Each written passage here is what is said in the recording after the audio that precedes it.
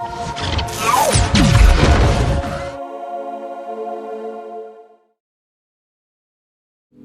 Praise the Lord. Bible in Telugu ఆడియోకి మీ అందరికీ స్వాగతం. చూడండి, చక్కగా ఈరోజు బైబిల్ ఆడియో అది వినుట ద్వారా, బైబిల్ని వినుట ద్వారా, ఆ వాక్యాలు ధ్యానించడం ద్వారా మనలో ఏమొస్తుందంటే విశ్వాసం. విశ్వాసం అది మనం దేనికైనా రీచ్ చేయగలం. విశ్వాసం ద్వారా దేన్నైనా గెలవగలం. మనం ప్రార్థన చేయకన్నా, దేవుని వాక్యం చదవకన్నా మనం ఏది సాధించలేం. అలాంటిది మన ముందుకి ఇప్పుడు చదువు రాని వారి కోసం, చదువు వచ్చే వారి కోసం అందరికీ అవైలబుల్గా ఈ ఛానల్ మీ ముందు ఆడియో రూపంలో తెచ్చింది. నీతివంతుడు విశ్వాసం మూలంగా జీవిస్తాడు. ఆ విశ్వాసం మీలో పెరగాలి అని అంటే వాక్యం వినడం ద్వారా మాత్రమే. ఈ వాక్యం వినండి, ఎంజాయ్ చేయండి, దేవుని ఆశీర్వాదం. ఈ ఛానల్ మీకు నచ్చినట్లయితే సబ్స్క్రైబ్ చేయండి, షేర్ చేయండి, లైక్ చేయండి.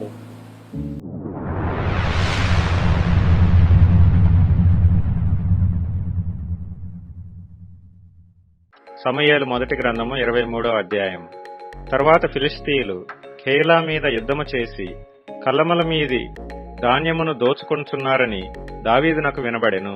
అంతట దావీదు, నేను వెళ్లి ఈ ఫిలిష్తీయులను హతము చేయుదునా అని యెహోవా యొద్ద విచారణ చేయగా, యెహోవా, నీవు వెళ్లి ఫిలిష్తీయులను హతము చేసి ఖేలాను రక్షించుమని దావీదునకు సెలవిచ్చెను. దావీదుతో కూడియున్న జనులు, మేము ఇచ్చట యూదా దేశములో ఉండినను మాకు భయముగానున్నది. ఫిలిష్తీయుల సైన్యములకెదురుగా ఖేలాకు మేము వచ్చిన ఎడల మరింత భయము కలుగును గదా అని దావీదుతో అనగా, దావీదు మరలా యెహోవా యొద్ద విచారణ చేసెను. నీవు లేచి ఖేలాకు వెళ్ళుము, ఫిలిష్తీయులను నీ చేతికి అప్పగించుదునని యెహోవా సెలవీయగా, దావీదును అతని జనులను ఖేలాకు వచ్చి ఫిలిష్తీయులతో యుద్ధము చేసి వారిని లెస్సగా హతము చేసి వారి పశువులను దోచుకొని వచ్చిరి. ఈలాగున దావీదు ఖేలా కాపురస్తులను రక్షించెను. అహీమెలకు కుమారుడైన అబ్యాతారు ఏఫోదు చేత పట్టుకొని పారిపోయి ఖేలాలోనున్న దావీదు నద్దకు వచ్చెను. దావీదు ఖేలాకు వచ్చిన సంగతి సౌలు విని, దావీదు ద్వారములను అడ్డుగడలను గల పట్టణములో ప్రవేశించి అందులో మూయబడి ఉన్నాడు, దేవుడు అతనిని నా చేతికి అప్పగించననుకొనెను. కాబట్టి సౌలు ఖేలాకు పోయి దావీదును అతని జనులను ముట్టడింపవలనని జనులందరినీ యుద్ధమునకు పిలువనంపించెను. సౌలు తనకు కీడే ఉద్దేశించుతున్నాడని దావీదు ఎరిగి యాజకుడైన అబ్యాతారును ఏఫోదును తెమ్మనెను. అప్పుడు దావీదు, ఇశ్రాయేలీల దేవా యెహోవా, సౌలు ఖేలాకు వచ్చి నన్ను బట్టి పట్టణమును పాడుచేయనుద్దేశించుచున్నాడని నీ దాసుడనైన నాకు రూఢిగా తెలియబడి ఉన్నది. ఖేలా జనులు నన్ను అతని చేతికి అప్పగించుదురా?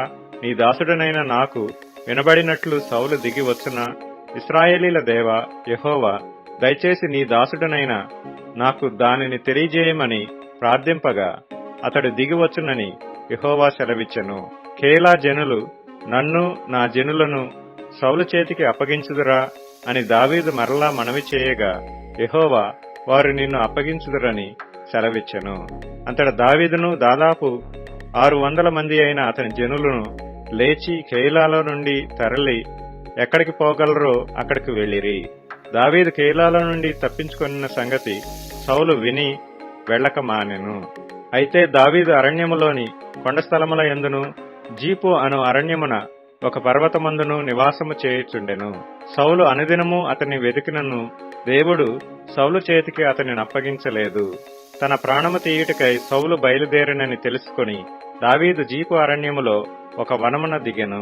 అప్పుడు సౌలు కుమారుడైన యోనాతాను లేచి వనములోనున్న దావీదు నద్దకు వచ్చి, నా తండ్రి అయిన సౌలు నిన్ను పట్టుకొనజేలడు, నీవు భయపడవద్దు, నీవు ఇశ్రాయేలీలకు రాజు వగుదువు, నేను నీకు సహకారినవుదును, ఇది నా తండ్రి అయిన సౌలునకు తెలిసి ఉన్నదని అతనితో చెప్పి దేవుని బట్టి అతని బలపరచెను. వీరిద్దరూ యెహోవా సన్నిధిని నిబంధన చేసుకొనిన తరువాత దావీదు వనములో నిలిచెను. యోనాతాను తన ఇంటికి తిరిగి వెళ్లెను.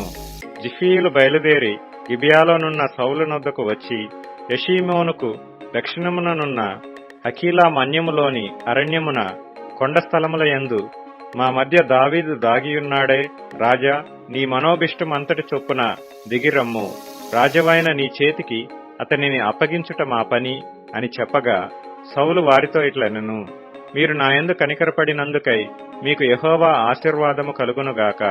మీరు పోయి అతడు ఉండు స్థలము ఏదైనది, అతనిని చూచినవాడు ఎవడైనది నిశ్చయముగా తెలుసుకొనుడి.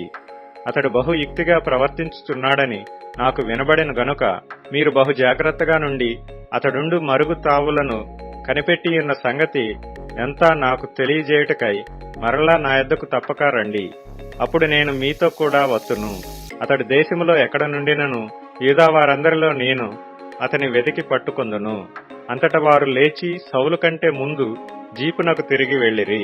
దావీదును అతని జనులను యోషీమోనుకు దక్షిణపు వైపుననున్న మైదానములోని మాయోను అరణ్యములో ఉండగా సౌలును అతని జనులను తన్ను వెదుకుటకై బయలుదేరిన మాట దావీదు విని కొండ శిఖరము దిగి మాయోను అరణ్యమందు నివాసము చేసెను. సౌలు అది విని మాయోను అరణ్యములో దావీదును తరుమబోయెను. అయితే సౌలు పర్వతము ఈ తట్టునను దావీదును అతని జనులను పర్వతము ఆ తట్టునను పోవుచుండగా దావీదు సౌలు దగ్గర నుండి తప్పించుకొని పోవాలనని త్వరపడుచుండెను. సౌలును అతని జనులను దావీదును అతని జనులను పట్టుకొనవలనని వారిని చుట్టుకొనుచుండిరి.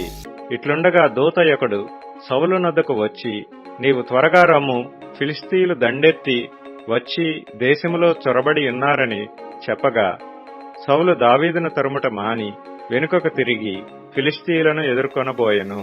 కాబట్టి సెలహమ్మ లెకోతు అని ఆ స్థలమునకు పేరు పెట్టబడెను. తరువాత దావీదు అక్కడ నుండి పోయి ఏన్గెదీకి వచ్చి కొండ స్థలములలో నివాసము చేయుచుండెను. ఈ ఆడియో బైబిల్ ద్వారా మీరు దీవించబడుతున్నారని విశ్వాసం. మీకు ఈ ఆడియో బైబిల్ దీవెనకరంగా ఉంటే ఈ ఛానల్ని సబ్స్క్రైబ్ చేసుకోండి, లైక్ చేయండి, షేర్ చేయండి. డిస్క్రిప్షన్లో ఉన్న లింక్ ద్వారా మీ యొక్క ప్రార్థన విన్నపం మాకు పంపించండి. మేము నమ్ముతున్నాం ఈ యొక్క ఛానల్ ద్వారా, ఈ యొక్క ఎపిసోడ్ ద్వారా ఆశీర్వదింపబడ్డారు. Thank you.